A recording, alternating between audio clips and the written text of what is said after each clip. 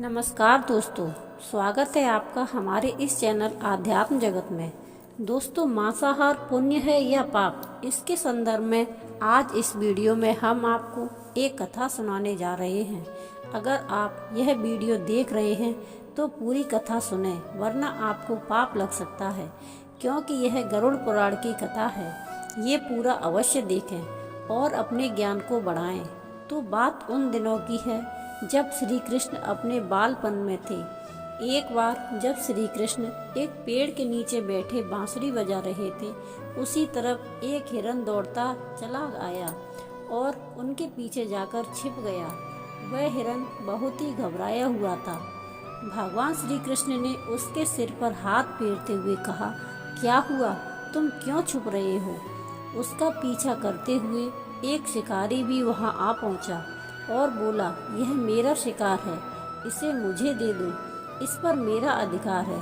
तब भगवान श्री कृष्ण बोले, हर जीवित जीव पर उस जीव का अधिकार होता है, ना कि किसी शिकारी का। शिकारी क्रोध में बोला, यह मेरा शिकार है, इसे मैं पकाकर खाऊंगा। तब भगवान श्री कृष्ण बोले, किसी भी जीव को मारकर खाना पाप की श्रेणी में आता है। क्या तुम पाप के भागी बनना चाहते हो? मांसाहार पुण्य है या पाप, क्या तुम धर्म को नहीं जानते?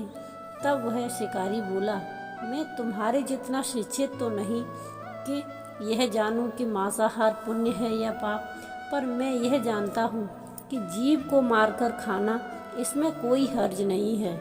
मांसाहार से तो एक तो वह जीव को जीव बंधन से मुक्त कर रहा है, फिर क्यों मांसाहार से मना किया जाता है? मांसाहारी होने को क्यों नहीं कहा जाता? वैसे भी मैं इसको मारकर नीच योनि से मुक्ति दिलाकर पुण्य ही कमा रहा हूँ, फिर इस पर पाबंदी क्यों? इसे तो प्रोत्साहित करना चाहिए। जहाँ तक मैंने सुना है कि जीव हत्या तो शास्त्रों में भी बताया गया है। राजा लोग शिकार किया करते थे। ऐसे तमाम तर्क देते हुए भगवान श्री कृष्ण से पूछा कि फिर क्यों ये मांसाहार गलत है और पाप की श्रेणी में आता है? आप ही बताइए कि मांसाहार पुण्य है या पाप? भगवान श्री कृष्ण समझ गए कि इसकी बुद्धि मांस खाने के कारण तामसिक हो गई है और उसे सोचने और समझने की बुद्धि भी खो दी है। फिर भगवान श्री कृष्ण बोले, इस अंतहीन विषय पर मैं पहले कोई राय नहीं दूंगा। मेरी ये छोटी सी कथा सुनने के बाद तुम ही उत्तर देना कि मांसाहार पुण्य है या पाप, और तुम्हें मांस खाना है या नहीं। वहीं शिकारी सोचने लगा कि इसमें मेरा तो कोई घाटा नहीं है, इस कथा को मैं सुन ही लेता हूँ, मेरा मनोरंजन भी हो जाएगा और बाद में मुझे इसका मांस भी मिल जाएगा। तो भगवान श्री कृष्ण ने अपनी कथा आरंभ की। एक बार मगध में खाद्य संकट खड़ा हो गया और अन्न का उत्पन्न कम रहा। राजा को चिंता हुई कि अगर इस समस्या का शीघ्र निदान नहीं किया गया तो संरक्षित अनाज कोष भी खाली हो जाएगा और संकट भीषण हो जाएगा। और सम्राट ने अपनी राज्यसभा में पूछा कि देश की खाद्य समस्या को सुलझाने की सबसे सस्ती वस्तु क्या है? तो मंत्रीगण सोच में पड़ गए। चावल, गेहूं, आलू इत्यादि पदार्थों को उगाने के लिए बहुत श्रम करना पड़ता है। वह तभी प्राप्त होते हैं जब प्रकृति का प्रकोप ना हो। ऐसे में तो कुछ सस्ता हो ही नहीं सकता। तभी शिकार का शौक रखने वाले एक मंत्री ने सोचा कि यही उत्तम अवसर है, क्योंकि न अंधाधुंध शिकार के लिए राजा की अनुमति ले ली जाए। उसने सभा में कहा, सबसे सस्ता खाद्य पदार्थ है मांस, इसके लिए धन का खर्च भी नहीं और पौष्टिक खाना भी मिलता है। सभी सामंतों ने इस बात का समर्थन कर दिया, लेकिन मगध के प्रधानमंत्री अभी भी चुप थे। सम्राट ने पूछा, प्रधानमंत्री, आप चुप क्यों हो? आपने कोई अनुमोदन नहीं किया, आपका क्या मत है? प्रधानमंत्री ने कहा, मैं ये नहीं मानता। ये कथन सही है कि मांस सबसे सस्ता पदार्थ है, फिर भी इस विषय पर मैं अपने विचार कल रखूंगा। प्रधानमंत्री उसी रात मांसाहार का प्रस्ताव रखने वाले सामंत के घर पर पहुंचे। सामंत ने इतनी देर रात प्रधानमंत्री को अपने घर आया देखा तो वह घबरा गया। किसी अनिष्ट की आशंका से वह घबरा गए। प्रधानमंत्री ने कहा कि संध्या को सम्राट बीमार हो गए, उनकी हालत बहुत ही खराब है। राजवैद्य ने कहा है कि किसी शक्तिशाली देह का 2 तोला मांस मिल जाए तो राजा के प्राण बचाए जा सकते हैं। आप महाराज के सबसे विश्वास पात्र हैं, इसीलिए आपसे योग्य कौन होगा। इसके लिए आप जो भी मूल्य लेना चाहें ले सकते हैं। आप कहें तो इस काम के लिए मैं आपको 1 लाख स्वर्ण मुद्राएं भी दे सकता हूँ। एक बड़ी जागीर भी आप मांग सकते हैं। बस आप अपनी इच्छा कहें, मैं कटार से आपके हृदय को चीरकर बस 2 तोला मांस निकाल लूँगा। यह सुनकर सामंत के चेहरे का रंग फीका पड़ गया। वह सोचने लगा, जब जीवन ही नहीं रहेगा तो लाख स्वर्ण मुद्राओं से मैं क्या करूँगा, और बड़ी जागीर भी किस काम आएगी। वह झटपट अंदर भागा और अपनी तिजोरी से 1 लाख स्वर्ण मुद्राएं लेकर आया। मुद्राएं देकर उसने प्रधानमंत्री के पैर पकड़ लिए और गिड़गिड़ाते हुए बोला, श्रीमंत, मैं आपकी 1 लाख मुद्राओं में अपनी 1 लाख मुद्राएं और मिलाता हूँ।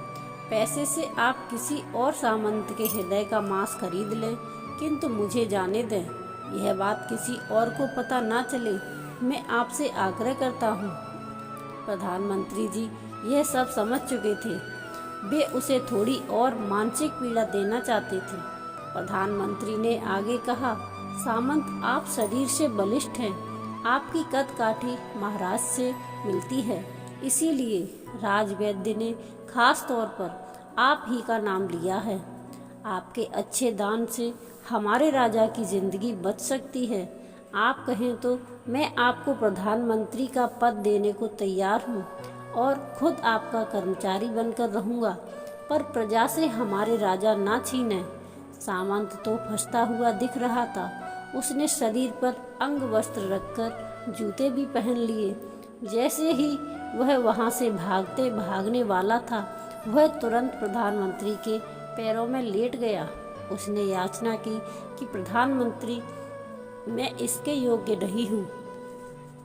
जब प्राण ही नहीं रहेंगे तो प्रधानमंत्री पद या राजा का सिंहासन भी मिल जाए तो मैं उसका क्या करूँगा। आप चाहें तो मेरा सब कुछ ले लें, पर मेरे प्राण ना लें। मैं अपना ये भवन और सारा धन आपको सौंपता हूँ। रातों रात राज्य से निकल जाऊँगा।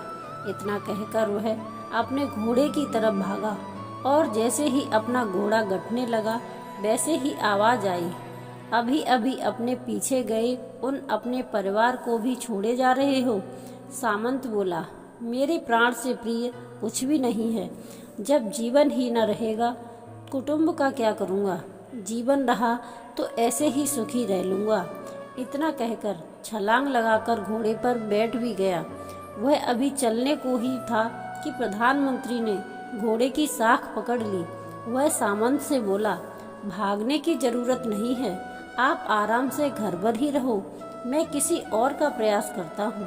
यह कहकर प्रधानमंत्री वहाँ से चले गए। प्रधानमंत्री के वहाँ से जाने पर सामंत के अंदर कुछ जान तो आई, किंतु बेचैनी बनी रही। उसकी नींद खराब हो चुकी थी। मुद्राएं लेकर प्रधानमंत्री बारी बारी से सभी सामंतों के घर पहुँचे और सभी से हृदय का 2 तोला मांस मांगा, परंतु कोई भी राजी ना हुआ। सभी ने अपने बचाव के लिए प्रधानमंत्री को लाख और 5 लाख मुद्राएं तक दे दी। इस प्रकार प्रधानमंत्री ने एक ही रात में करोड़ों स्वर्ण मुद्राएं जमा कर ली। फिर सुबह होने से पहले अपने महल में पहुंच गया। अगले ही दिन सभी सामंत समय से पहले ही पहुंच गए। सभी यह जानना चाहते थे कि राजा स्वस्थ हैं कि नहीं, लेकिन कोई भी किसी से भेद नहीं खोलता था। सबको राजवैद्य की तलाश थी, उनसे ही उन्हें कुछ सूचना मिल सकती थी। प्रधानमंत्री ने सैनिकों को आज्ञा दे रखी थी कि जब तक महाराज राजसभा में ना आए तब तक किसी भी सामंत को महल से बाहर जाने की आज्ञा नहीं है। राजा सभा में अपनी चिरपरिचित गति में आई और अपने सिंहासन पर बैठे। सभी सामंतों ने देखा, कहीं से भी राजा अस्वस्थ नहीं लगे। उन्हें तो कुछ हुआ ही न था। प्रधानमंत्री ने उनसे झूठ बोला।